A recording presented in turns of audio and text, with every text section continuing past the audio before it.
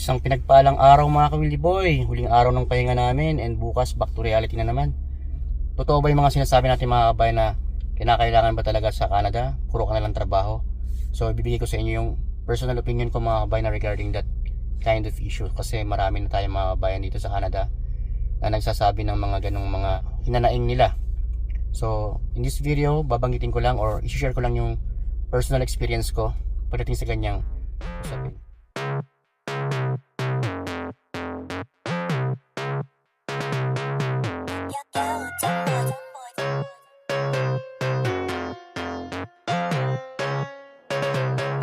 Kamusta mga kababayan? Welcome sa aking channel. Ako nga pala si Wildy, isang Filipino butcher galing sa Golden Horizon Agency. Kung may katanungan ka, huwag ka magkatubili, i-ask me. Basta click like and subscribe and share mga video ko sa White Sea. What's my name? Wildy. Hey, Wildy. Wildy boy. What's my name? Wildy. Hey, Wildy. Hey, Wildy boy. What's my name? Wildy. Wildy. Wildy boy. What's my name? Wildy. Wildy. Wildy boy. That's my name.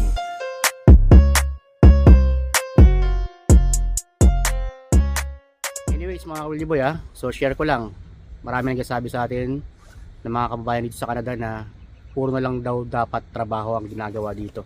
Totoo ba ito?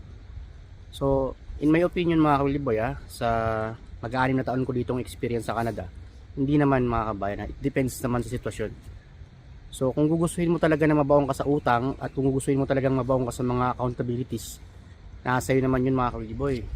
Especially kung halimbawa marami kang credit cards na kinuha. Hindi obligado ang pagkuha ng credit cards dito mga Willy Boy, although yan naman ay ano rin, kumbaga mahalaga para mabuo yung credit score, pero hindi nangangahulugan na dapat lahat na halos ng bank ay mayroon kang credit cards mga Willy Boy. Kinakailangan mo ring kontrolin kasi temptation yan mga Willy Boy. So utang yan na kinakailangan mo. Para sa akin mga Willy Boy, kinakailangan mo lang i-balance yung iyong trabaho. Siyempre kinakailangan mo ring at paano libangin yung sarili mo dito sa Canada. Kung nasa ang province man kayo, ako nandito ako sa Alberta masasabi ko na napakaswerte ko kasi ang Alberta, napakaraming pwedeng pasyalan dito at malapit lang to sa British Columbia. So yun, sa mga nagsasabi, sa mga nakapanood yun sa mga post sa social media na kinakailangan pag-uwi mo ng bahay, trabaho pa rin ang nasa isip mo. Guys, hindi ko naman kinokondem yung mga ganong mga sinasabi nila. Pero para sa akin hindi dapat ganoon kasi nga katawan lang rin naman yung punan natin dito at hindi natin dapat abusuhin. Kasi nga kapag tayo rin ay nagkasakit, of course hindi rin natin magagampanan yung mga trabahong nakaatang sa atin or yung mga trabaho na ginagawa natin. Para sa akin mga ka-Wildy Boy, magkaiba talaga tayo ng mga sitwasyon dito sa Canada. Nasa Alberta ka man, nasa British Columbia, Quebec, Ontario, nasa Prince Edward Island ka, ikaw ba ay nasa New Brunswick, or kahit saan mang sulok ng Canada or kahit saan mang province ng Canada. So at the end of the day mga ka-Wildy Boy, tayo yung gumagawa ng desisyon para sa sarili natin Hindi ko sinasabi na successful na ako dito Meron pa rin akong struggle na naranasan mga kabayan pero syempre, it's up to me kung paano ko ito i-overcome mga ka-Wildy Boy. Maraming mga pagsubok, hindi naman mawawala yan. Kahit nasa ang panig ka ng mundo, hindi nawawala yan, normal yan. Kasama sa buhay natin yan mga ka-Wildy Boy. Pero kailangan talaga nating ipagpatuloy, lalo na kung meron kang okay mga ka-Wildy Boy, yung masasabi ko sa mga kababayan ko na gusto makapag-Canada, in even yung mga nandito na, mga newcomers, yung mga nandito na for about 1 year, 2 years, yung mga nakakaranas ng mga discrimination, nakakaranas ng struggle. Guys, ito naman sabi ko kayang-kaya natin i-overcome ang pagsubok as long as hindi tayo susuko mga ka-Wildy Boy Kinakailangan natin yung matatag. Ginusto mo makapag-Canada, ginusto mo mag-abroad, so kinakailangan mong panindigan, kinakailangan mong i-overcome lahat. Hindi naman lahat ng panahon tayo ay nahihirapan. Kumbaga ups and downs yan hindi lahat ng oras nasa baba tayo. Darating yung pagkakataon na iikot yung gulong Pupunta tayo sa ibabaw. So ganoon lang.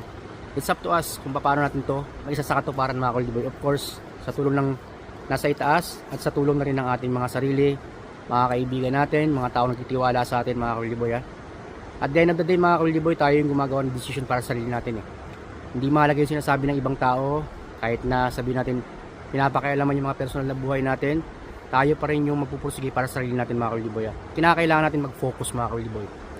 So advice ko lang sa mga makakarating ng Canada, yung magsisimula pa lamang sa kanilang mga journey dito, iwasan nyo muna yung luho, iwasan nyo muna yung pagbili ng mga kung ano-anong hindi kailangan.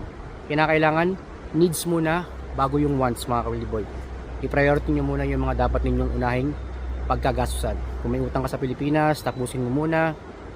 And syempre dapat alam mo kung paano mo i-set aside yung mga budget mo. Budget sa upa, sa pagkain, and syempre sa mga personal mong pangangailangan. So ganoon lang. Sinasabi ko ito, mga ka-Wildy Boy, bilang payo sa mga kabayan natin, na hindi lang sa mga kabayan natin, ganoon rin naman sa ibang mga nationalities. So yun, kinakailangan natin maging matalino sa desisyon. I'm not saying na perfecto ako ha. Ito ay based in my experience, mga ka-Wildy Boy. Lahat naman tayo nagkakamali. Pero syempre, kinakailangan lang nating i-overcome lahat.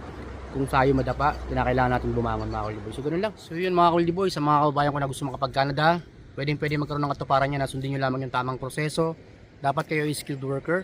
At kung wala ka pang kakayahan o wala ka pang sapat na karanasan bilang skilled worker, simulan mo na sa ngayon. Tandaan nyo mabuti, mga ka-Wildy Boy ha. In reality, kapag mag-apply ka sa Pilipinas, dapat ikaw ay isang skilled worker.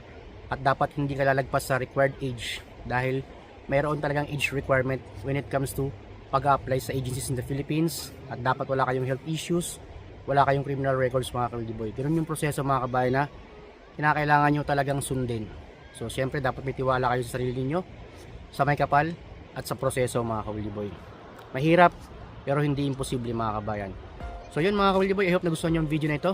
At syempre kung bago ka pa lang sa akin channel, don't forget to subscribe and click mo notification bell para lagi kayong updated sa mga bagong job opportunities, Boy FW na aking in-upload. And syempre don't forget to give a thumbs up kung sakasakali nagustuhan ninyo at nakatulong sa inyo yung video na ito. Ingat palagi, mga ka-Wildy Boy, and see you on my next video. Bye bye, mga kabayan.